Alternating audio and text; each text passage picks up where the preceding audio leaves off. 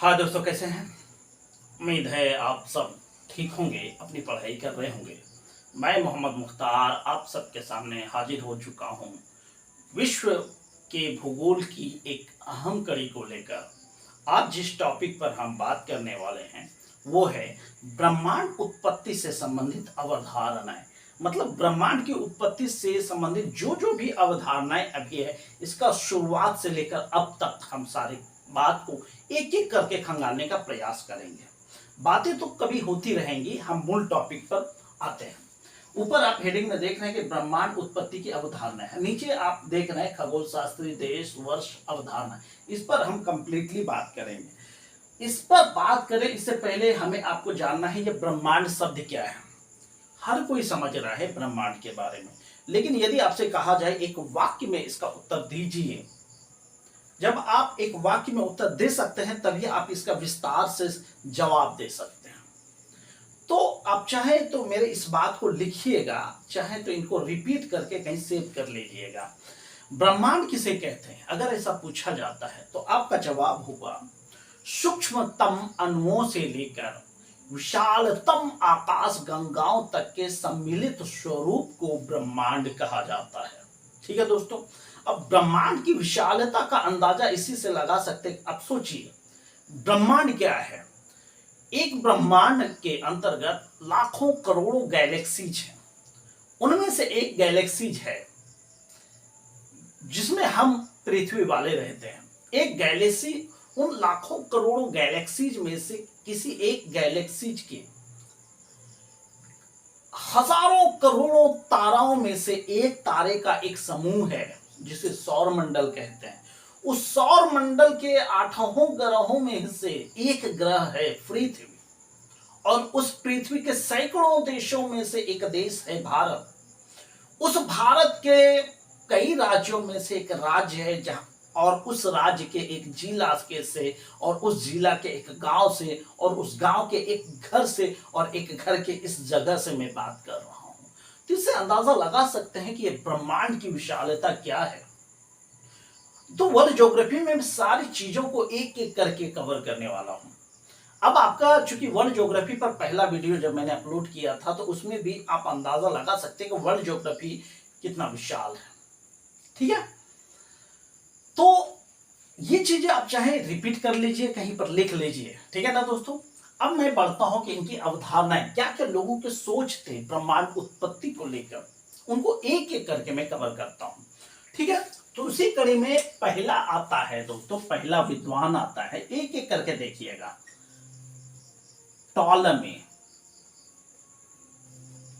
अब टॉलमी ने क्या विचार दिया उसको जानने से पहले यह जानना जरूरी है, यह भी प्रश्न पूछा जाता है कि यह किस देश से बिलोंग करते थे।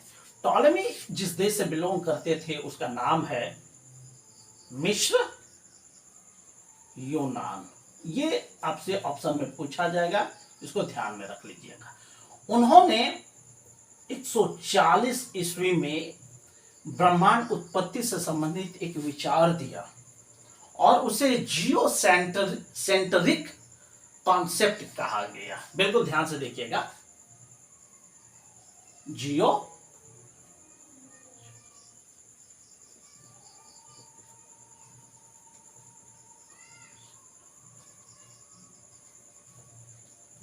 जियोसेंट्रिक कॉन्सेप्ट, जिसको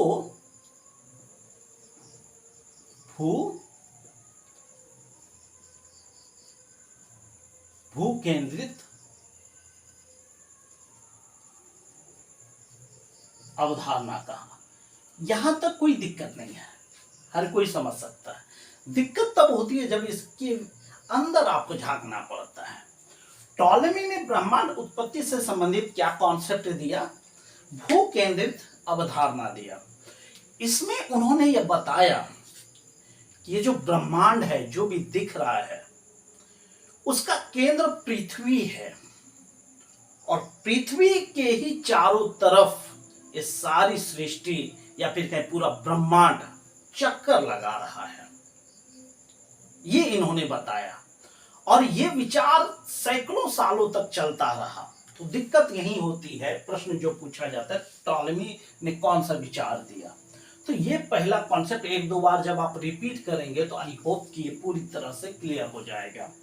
दूसरा विचार जो दिया प्रमुख जो है कि खगोल शास्त्री थे, दूसरे खगोल शास्त्री थे कॉपरनिकस। कॉपरनिकस पोलैंड के रहने वाले थे और इन्होंने जब विचार दिया 1543 ईस्वी में, इन्होंने इस कॉन्सेप्ट का ठीक उलट दिया। अभी तक क्या ये माना जा रहा था कि पृथ्वी केंद्र में है और जो भी सूर्य तारा चंद्रमा जो भी है सब पृथ्वी की परिक्रमा कर रहा है, ये चीजें बताया टॉलेमी ने। कॉपरनिकस ने इसका उलट बताया। क्या बताया? कि ब्रह्मांड का केंद्र पृथ्वी नहीं बल्कि सूर्य है। यहां पे क्या दिया उन्होंने? पृथ्वी नहीं सूर्य है। और उसका क्या है?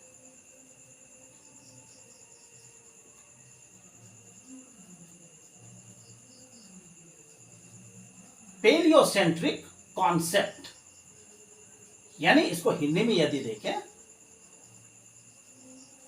सूर्य केंद्रित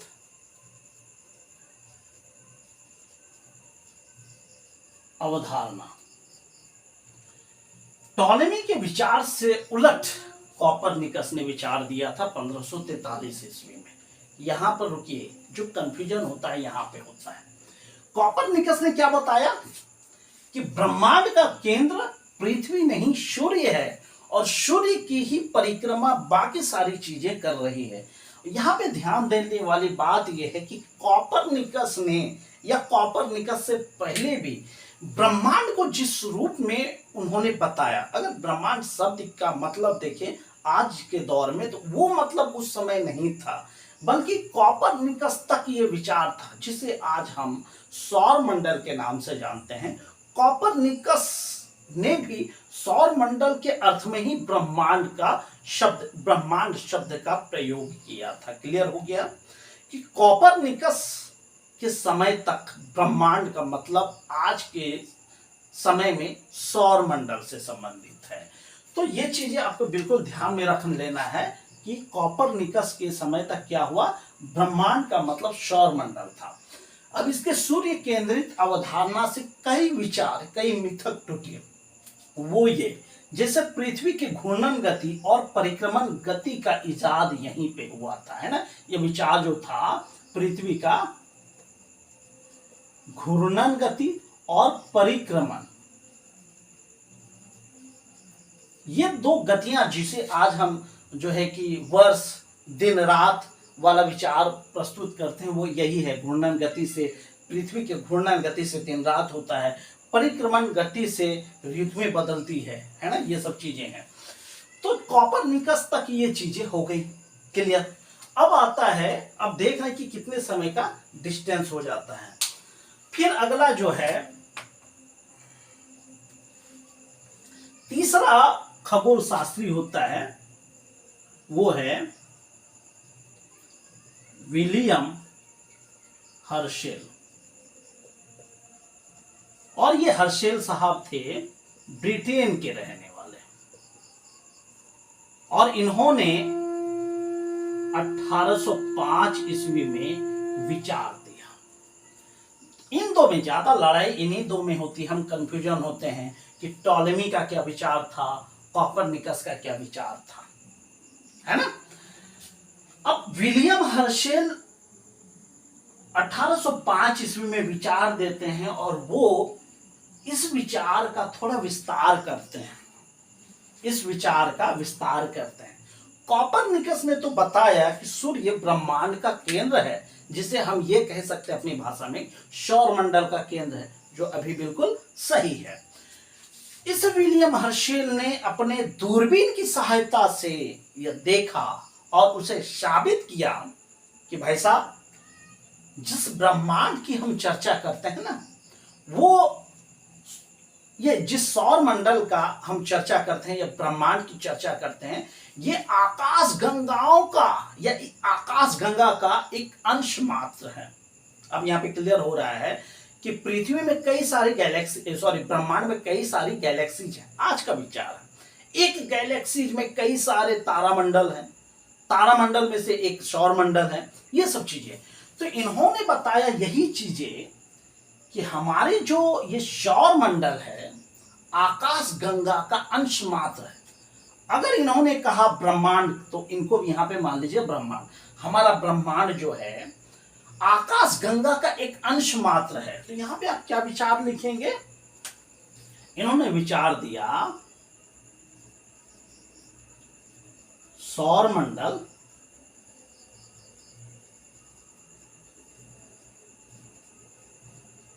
आकाश गंगा का अंश मात्र, ठीक है, आकाश गंगा का अंश मात्र है। अब इसकी तुलना अगर कहें, हम आपको उदाहरण से समझाना चाहें, आप अपने पूरे शरीर में से एक बाल, सिर का बाल आप नोचिए, तो क्या कहेंगे? शरीर का कितना हिस्सा या सिर का एक बाल है? तो हम तो यही कह सकते हैं कि वह अंश मात्र है, जिसकी कोई कीमत नहीं है, कोई वैल्यू नहीं है, ये तो कह सकते हैं। सेम वही बातें विलियम हर्शेल ने समझाया, सूर्य केंद्रित अवधारणा को थोड़ा आगे बढ़ाया, है ना, कि सौर मंडल आकाश गंगा का अंश मात्र है। अभी तक जो है यहां क्या देख रहे थे, अभी तक सौर मंडल में ही हम चक्कर खा रहे थे, लेकिन अब हम सौर मंडल से थोड़ा आगे बढ़े हैं और अपनी आकाश गंगा तक पहुंचे हैं। बिल्कुल ध्यान से देखिएगा, जब आप कॉन्सेप्ट दिमाग में बैठाएंगे तो किसने क्या कहा आपको केयरफुली दिमाग में बैठ जाएगा। अब चौथा नंबर आता है एक महत्वपूर्ण विद्वान का, वो क्या है? इस हर्शेल से मिला जुला नाम है, जिसको हम हब्बल के नाम से जानते हैं, ठीक है ना, शॉर्टकट नाम याद आप रख लिए, हब्बल अमेरिका के रहने वाले थे,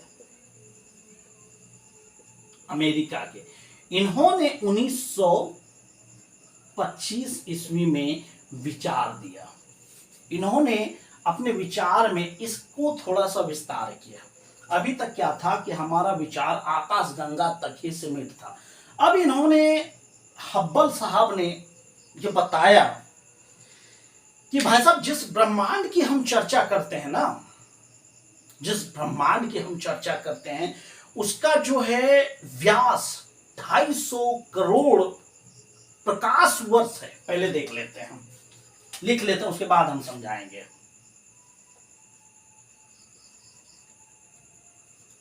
ब्रह्मांड का व्यास 250 करोड़ प्रकाश वर्ष है। इन्होंने समझाया, हब्बल ने 1925 में। अब ये थोड़ा सा क्लियर मैं कर दूं, कितना कह रहा है? 250 करोड़ प्रकाश वर्ष है। अब यहां चूंकि व्यास शब्द की चर्चा की है, ये थोड़ा मैथमेटिक्स है, इनको समझिएगा। यहां पे मैं लिख रहा हूं, ये मान लीजिए हमारा ब्रह्मांड है, एक छोर से लेकर दूसरे छोर को जब मिलाते हैं, मान लीजिए ये ए है, ये बी है, तो एक और बी को मिलाने वाली रेखा को बीच से होकर जब गुजरती है, तो इसको हम व्यास के नाम से जानते हैं। यही तो है, तो वही कह रहा है, ब्रह्मांड का व्यास 250 करोड़ प्रकाश वर्ष। अब यहाँ पे 250 तो ठीक है, 250 करोड़ आप समझ गए, यहाँ पे प्रकाश वर्ष की चर्चा की गई है। प्रकाश वर्ष का मतलब होता है प्रकाश के द्वारा एक वर्ष में तय की गई दूरी को हम प्रकाश वर्ष के नाम से जानते हैं। इसको थोड़ा और क्लियर कर लीजिए। प्रकाश की चाल क्या है? 3 लाख किलोमीटर प्रति सेकंड। और 1 घंटे में कितने सेकंड होता है? 60 सेकंड। सॉरी, 1 मिनट में 60 सेकंड और 1 घंटे में 60 मिनट। तो इससे अनुमान लगाइए कि 3 लाख किलोमीटर प्रति सेकंड, यानी 60 से गुना करें, फिर 60 से गुना करें, तो ये 1 घंटे में हुआ। 3 लाख को 60 गुना 60 करेंगे, ये 1 घंटे का निकलेगा। 24 से हम गुना करेंगे तो 1 दिन का निकलेगा। साल से गुना करेंगे, ये 365 से गुना करेंगे, यह 1 साल का सिर्फ निकला है। इतना किलोमीटर एक साल में तय कर रही है। और यहां पे क्या कह रहा है भाई साहब, 250 करोड़ प्रकाश वर्ष। तो 250 करोड़ से अगर हम यहां गुना करेंगे तो जितनी दूरी होती है ये हमारे ब्रह्मांड का व्यास है। और उन्होंने ये भी बताया कि इस ब्रह्मांड में हमारे इस आकाश गंगा की तरह लाखों करोड़ों आकाश गंगाएं हैं और उनका विस्तार क्रमशः जारी है। आज भी वो फैल रहा है, यानी अभी 250 करोड़ किलोमीटर है, आने वाले समय में उसका डबल भी हो सकता है, क्योंकि वो विस्तार होता जा रहा है। ईश्वर ही जाने उनकी लीला, है ना। लेकिन हमारे वैज्ञानिक उनको साबित कर रहे हैं। तो ये थे प्रमुख अवधारणाएं ब्रह्मांड उत्पत्ति से संबंधित। अभी रुकिए, हम तो चले ये विदेश के सारे विचार पढ़ने के लिए, इनको हम नकार नहीं रहे हैं, लेकिन हम भारतीय इनसे कई गुना आगे हैं। इनका विचार अब आया है। भारत के इतिहास में एक विद्वान हुए हैं वराह मिहिर, जिन्होंने कोपरनिकस से ये जो 1543 ईस्वी में इन्होंने बताया, जो विचार दिया, उससे लगभग 1000 साल पहले वराह मिहिर ने यह विचार दे दिया था कि पृथ्वी सूर्य के चारों तरफ घूमती है, सूर्य के चारों तरफ चक्कर लगाती है, और ये चंद्रमा पृथ्वी के चारों तरफ चक्कर लगाती है। 1000 साल पहले, यानी भारत में वो समय था 6ठी शताब्दी का, है ना। 6ठी शताब्दी में भारत इतना स्वर्णिम युग से गुजर रहा था। आज जो भी प्रयोग हो रहा है, जिसका भी आविष्कार हो रहा है, उनकी बुनियाद एक तरह से देखा जाए भारत में 6ठी शताब्दी में कर दिया गया था, जब भारत में 16 महाजनपद हुआ करते थे। उस तरह की वो बातें जब हम इतिहास में बताएंगे तो हम क्लियरली बता पाएंगे। तो ये भी चीजें आप याद रख लीजिएगा वराह मिहिर का।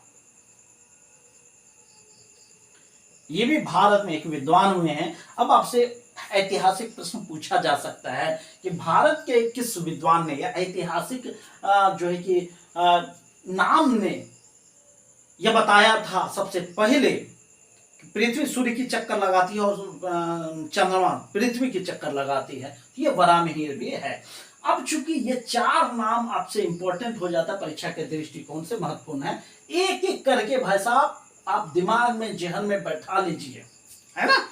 तो उम्मीद करता हूं कि इनसे संबंधित ये अवधारणाएं से रिलेटेड सारे कंफ्यूजन आज सोल्व हो गए होंगे।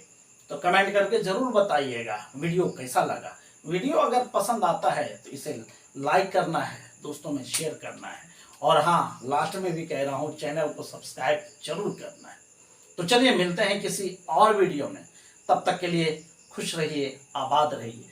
Thank you. जय हिंद, जय भारत।